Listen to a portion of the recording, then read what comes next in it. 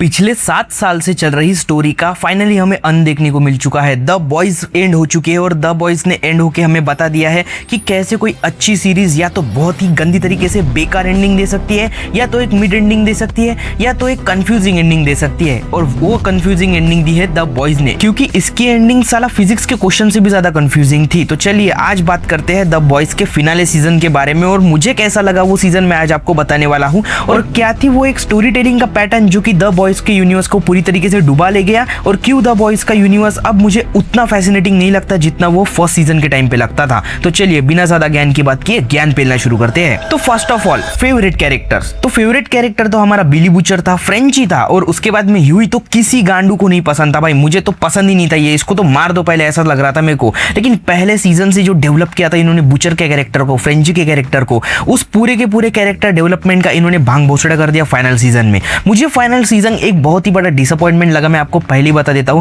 क्योंकि इन्होंने मेरे फेवरेट कैरेक्टर्स के साथ जस्टिस किया ही नहीं भाई। अगर बूचर को रायन के साथ में एक अच्छी एंडिंग दे देते तो कितना फैसिनेटिंग लगता, कितना अच्छा लगता। लेकिन बूचर ने इतने बड़े बड़े कांड कर ही दिए थे। बूचर एक बहुत ही गंदा आदमी बन चुका था, इसलिए उसकी एंडिंग ठीक है, मतलब वो डिजर्व भी करता है वैसी एंडिंग। लेकिन उसको रायन के साथ अगर एक अच्छी एंडिंग दी जाती तो बढ़िया बनता ना भाई। रायन को मदर मिल्क के साथ भेजना मुझे एक बहुत ही बड़ा फंबल लगा, क्योंकि मदर मिल्क के साथ रायन के ज्यादा सीन भी नहीं थे। फिर एमएम के साथ उसको भेजने का क्या सीन्स बना। और फ्रेंची की एंडिंग तो इतनी डिसअपॉइंटिंग थी ना, मतलब एक ऐसा कैरेक्टर जो कि पहले सीजन से इतना गोटेड था, इतना बढ़िया था, उसको आपने फाइनल सीजन में ऐसे मरवा दिया गोटे खुजाते हुए। I mean what that shit brother, मुझे वो बिल्कुल पसंद नहीं आया। देन उसके बाद बात करते हैं कैरेक्टर आर्क की। तो कैरेक्टर आर्क सबसे ज्यादा तो फंबलिंग था इस सीजन में, वो था सोल्जर बॉय का। मतलब आपने उसे क्रायो चेंबर से उठाया और फिर वापस उसे क्रायो चेंबर में ही डाल दिया। अरे उसको एक एंडिंग तो देनी थी, उसको एक फाइट सीन तो देना था होमलैंडर के साथ 1-to-1 वाला, या फिर अगर ऐसा था तो उसका हृदय परिवर्तन करवा के उसको बुचर के साइड में ला लेते। क्या जरूरत थी किमिको को सोल्जर बॉय वाली पावर्स देने की?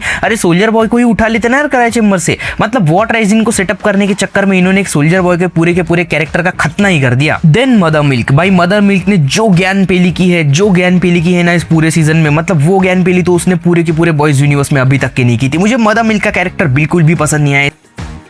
और देन किमिको तो सिर्फ एक वेपन बन के रह गई एंड तक के आके। किमिको को भी कोई कैरेक्टर डेवलपमेंट ये दे नहीं पाए। हाँ, उसको बस एक बोलने का पैटर्न दे दिया था। देन उसके बाद में एट्रियन, भाई एट्रियन इतना अच्छा कैरेक्टर था, उसको पहले 2 एपिसोड में निपटा दिया। आखिरी तक के अगर उसको बचा के रखते और अब जाके उसको मारते तो थोड़ा सेंस भी बनता था। देन डीप, भाई डीप की तो क्या ही एंडिंग दिखा दी। वो कैरेक्टर रिडम्पशन होने के लायक ही नहीं था, वो तो हरामी कैरेक्टर ही था। तो उसके साथ जो हुआ वो बढ़िया हुआ। देन होमलैंडर के साथ तो क्या ही कर सकते थे ये लोग, उसको डी पावर कर दिया और उसको फिर बूचर के हाथों मरवा दिया। लेकिन बात यहाँ पे आ जाती है कि अगर आपको उसने डी पावर किया है, मतलब होमलैंडर अब डी पावर हो चुका है, अब वो नॉर्मल ह्यूमन बन चुका है, तो उसको तड़पाओ ना, उसको बताओ कि एक नॉर्मल ह्यूमन बनना होता क्या है, एक नॉर्मल इंसान अपनी जिंदगी कैसे जीता है, उसको तड़पाओ, उसको बताओ। उसको टॉर्चर तो किया होता नहीं यार, उसको ऐसे ही मार दिया, ऐसी सजा मिली उसको कि मतलब वो तो डिजर्व ही नहीं करता था झटके से मरना भाई। देन ओवरऑल स्टोरी टेलिंग की बात करते हैं अब। स्टोरी टेलिंग तो इसकी इतनी ज्यादा वीक थी ना, मतलब आपके पास आपका फिनाले है, आप फिनाले सेटअप कर रहे हो और आप फिनाले में इतने सारे फिलर्स कैसे दिखा सकते हो, इतने सारे चूतिया पे कैसे दिखा सकते हो। अगर आपको नहीं पता होगा तो सेकंड लास्ट एपिसोड में वो ब्लैक कैट वाला सीन याद है ना, ब्लैक कैट या कुछ क्या नाम था उसका वाला, शीलायन वाला सीन याद है ना।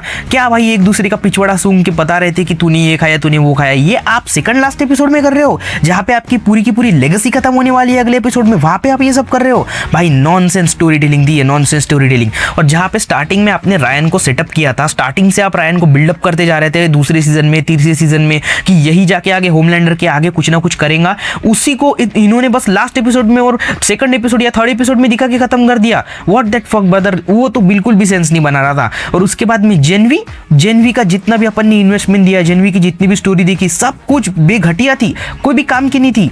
जेनवी के कैरेक्टर आते हैं, 1-2 डायलॉग बोलते हैं और कनाडा निकल जाते हैं। ये क्या सीन था भाई, ये क्या सीन था, मुझे तो ये बिल्कुल भी पसंद नहीं है, डिसअपॉइंटिंग था भाई ये, डिसअपॉइंटिंग। देन उसके बाद में क्या बच जाता है, ओवरऑल एंडिंग। तो ओवरऑल एंडिंग की बात करें तो भाई एंडिंग ठीक है, अभी मतलब ऐसा कैरेक्टर बनाया था आपने होमलैंडर, उसको मरना ही था। देन उसके बाद में बूचर जैसा कैरेक्टर जो कि ग्रे शेड्स में ऑपरेट करता था, उसको भी मरना ही था। और जाते जाते उसके ग्रेव पे वही मतलब डायलॉग लिखा आपने, ठीक है थोड़ा नॉस्टैल्जिक आपने दिया हमको, लेकिन भाई ऐसे कोई सीरीज एंड नहीं होती। 7 साल का सफर था हमारा द बॉयज के साथ में, इतने अच्छे अच्छे मूवमेंट्स दिए हैं द बॉयज ने हमें। मुझे अभी भी याद है कि कैसे मैंने पहला और दूसरा सीजन द बॉयज का बैक टू बैक देखा था और मुझे ऐसा लगा था कि इससे बेहतरीन कुछ बना ही नहीं है दुनिया में। द बॉयज को देख के मुझे मार्वल और डीसी के कैरेक्टर्स को थू करने की इच्छा होती थी कि ये लोग अनहिंज कैरेक्टर्स नहीं दिखाते, ये लोग PG-13 के चक्कर में अच्छे स्टोरी टेलिंग नहीं दिखाते। लेकिन द बॉयज में कितनी अच्छी स्टोरी दिखती है। और आपने भाई तीसरे सीजन से जो हगना शुरू किया है ना, आपने हीरोगैज़म को भी बहुत हाई लेवल पे सेटअप करके उसको सिर्फ एक एपिसोड में निपटा दिया। और आपने बहुत सारे कैरेक्टर्स को ऐसे ही मतलब खुले छोड़ दिया, उसका कोई कैरेक्टर डेवलपमेंट अच्छा नहीं दिखाया। तो फिर क्या मतलब क्या ही बोलूँ मैं आपको। हाँ, स्ट्रेंजर थिंग्स ने भी सेम फंडा यूज़ किया था, लेकिन उसकी एंडिंग मिड आती है, उसकी एंडिंग इतनी डिसअपॉइंटिंग नहीं होती। मैं ये भी नहीं कह रहा आपकी गेम ऑफ थ्रोन्स लेवल की शीट आपने दी है, लेकिन आपने उतनी अच्छी शीट भी नहीं दी कि आप कम से कम स्ट्रेंजर थिंग्स के आगे स्टैंड कर सको। आपकी शीट मतलब कहीं पे भी स्टैंड नहीं करती। मेरे लिए तो ये एक फॉरगेटेबल सीजन था। अगर मेरे को द बॉयज को कहीं पे एंड करना होता तो मैं थर्ड सीजन पे एंड कर देता। मेरे को वही एंडिंग बहुत अच्छी लगती है, क्योंकि कॉमिक्स में इसकी एंडिंग इतनी बेहतरीन दिखाई गई थी ना। अगर आपको नहीं पता होगा तो कॉमिक्स में ऐसा होता है कि ब्लैक नोवार ही सोल्जर बॉय का क्लोन होता है और वो उससे ज़्यादा ताकतवर होता है। तो जब इन दोनों की फाइट होती है तब ब्लैक नोवार होमलैंडर को मार देता है और इंजर्ड हुए ब्लैक नोवार को फिर ये मार देता है अपना बुचर। ऐसे उसकी एंडिंग होती है। तो चलो छोड़ो, ये था मेरा एक रिव्यू वीडियो फाइनल सीजन को लेके द बॉयज के। बाकी मैं आपसे मिलता हूँ ऐसे अगली वीडियो में। सब्सक्राइब कर देना, लाइक कर देना, शेयर कर देना।